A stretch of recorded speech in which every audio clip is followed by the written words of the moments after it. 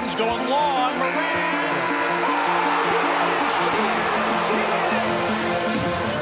27-point lead. Down goes Johnson. Free lead. Inside. Luka Doncic is absolutely putting on a show here.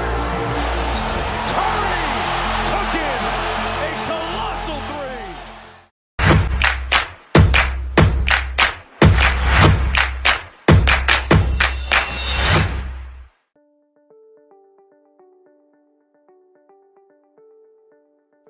Basketball has been a form of entertainment amongst Filipino for both the audience and players.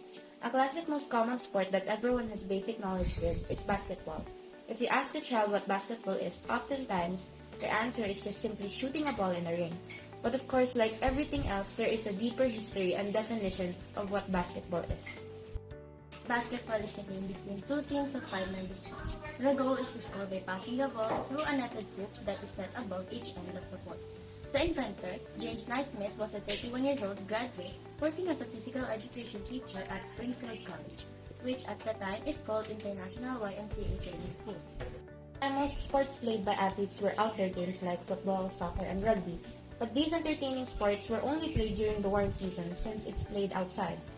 It's not like no sports were played during the winter seasons, right? True, but it wasn't as entertaining as these ones. Naismith in 1891 made a sport that will keep athletes active indoors. Naismith approached the school janitor hoping he could find 2 boxes to use for goals. The janitor gave him 2 peach baskets. Naismith then nailed the peach baskets to the lower rail of the gymnasium balcony, one on each side. The height of that lower balcony rail happened to be 10 feet. The students would play on teams to try to get the ball into their team's basket. A person was stationed at each end of the balcony to retrieve the ball from the basket and put it back into play. The public game of basketball was played in a YMCA gymnasium and was recorded by the Springfield Republican on March 12, 1892. What's interesting was the students played against their instructors and that they won. After that event, this new sport grew its fame and was later introduced to women's sport and later was included into the Olympic medal event in 1976 Montreal Games. For the 1976 Montreal Games, a professional basketball league was formed in 1949 with the merge of 2 rival organizations, National Basketball League, founded in 1937, and the Basketball Association of America, founded in 1946. The National Basketball Association. This association is now widely known internationally and debuted history's greatest athletes. Now, what is basketball to us Filipinos? Why is it so popular? When did it start to become a thing? Basketball was essentially unknown in the Philippines before the 1900s. Filipinos are more interested in cockfighting and other types of social gambling because of the significant influence Spain brought throughout their 300-year colonization of the island. However, in the 1900s, all was altered. Basketball first appeared in the Philippines with the arrival of Americans in the archipelago. Due to basketball's competitive and action-packed nature, the Filipinos quickly adopted it. First ever Philippine national basketball team was established at the same time as American colonization. The group participated in the inaugural Far Eastern Championship Games, which happened to be hosted in Manila, the Philippines capital. A men's professional basketball league called the Philippine Basketball Association, or PBA, is played in the country and is made up of 12 franchise clubs with corporate logos. The second oldest league still is in existence after the NBA. It was the first professional basketball league in Asia. NBA and FIBA laws are combined to create the league's rules. April 9, 1975, the league's inaugural match took place at Quezon City's Araneta Coliseum. If you think about the team whose members are wild on the court, that team will be Ginebra San Miguel. Because of their never say die mentality, Jaworski and Ginebra San Miguel rose to the top of the league throughout the middle to late 1980s.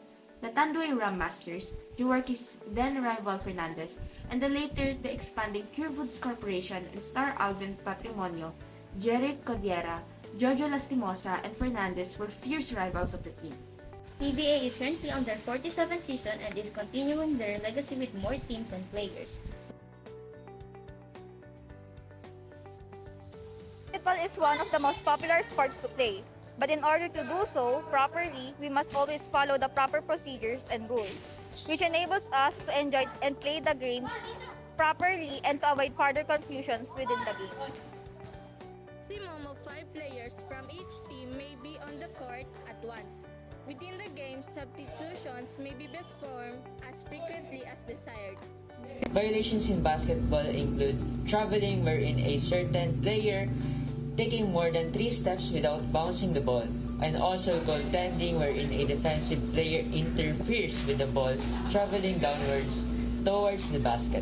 Court violations, once the ball passes the halfway line, the offensive team cannot take the ball back over the halfway line. And lastly, double dribble. Picking the ball up, dribbling, stopping, then dribbling again with two hands.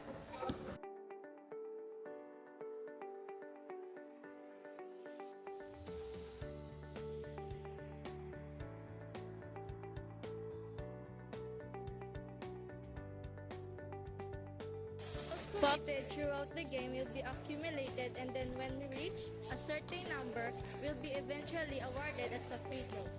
A free throw involves one player from the offensive team taking a shot unopposed from the free throw line. The ball can only be moved by either shooting or passing the ball.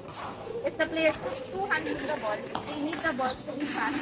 After the ball goes into a team shaft and they win possession back, the ball must then make it back over the halfway line within 10 seconds. If the ball fails to do so, then a foul will be called and the ball will be turned over. After each successful basket, the ball is then turned over to the opposition. People love watching and playing basketball. Although the love for basketball does not take away the risk that it carries for injury. Whether played recreationally or in an organized league, there are injuries that arise and some are more common than others.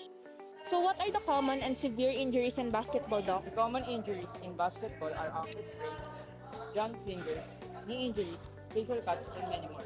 We will tackle it all in this video. Injuries are common in most sports, but there is a predominance in basketball. The player often jumps with both feet off the ground, and at times lands off with a twisting action.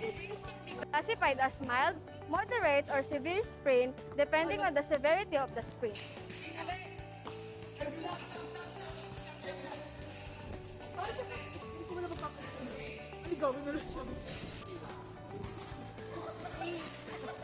This is an example of ankle sprain. Treatment for this kind of injury in basketball is with the RICE formula, which is rest, ice, compression, and elevation. But if the pain persists, you need to consult a physical therapist, but after your first sprain, it will most likely happen.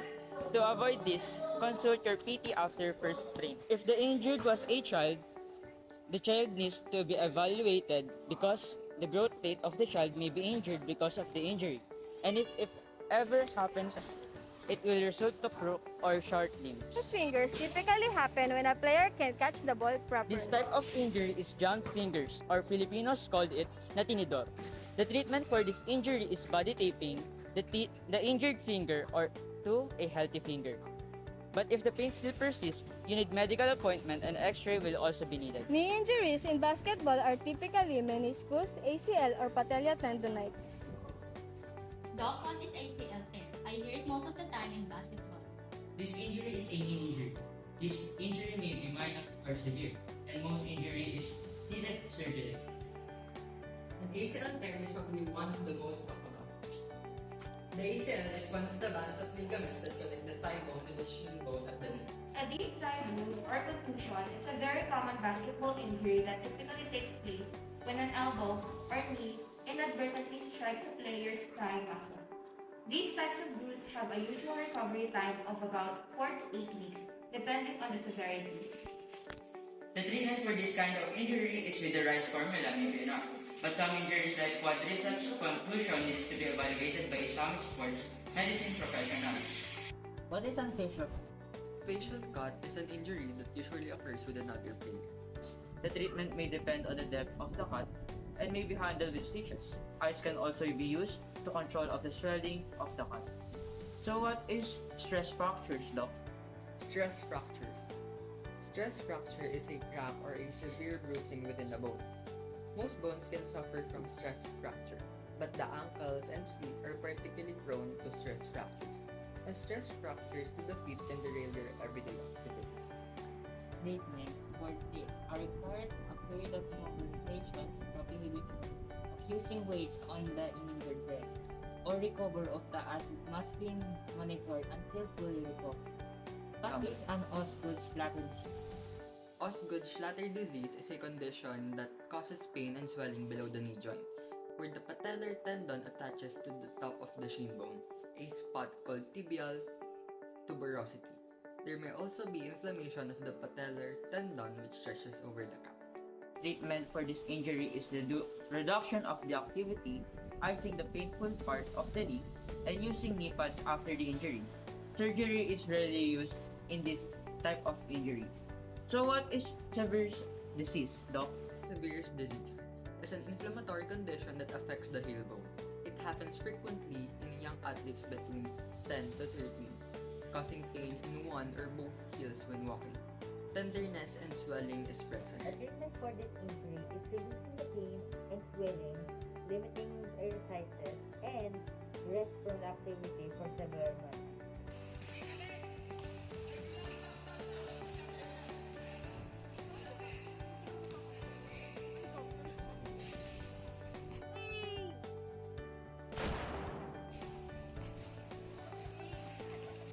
Play mo.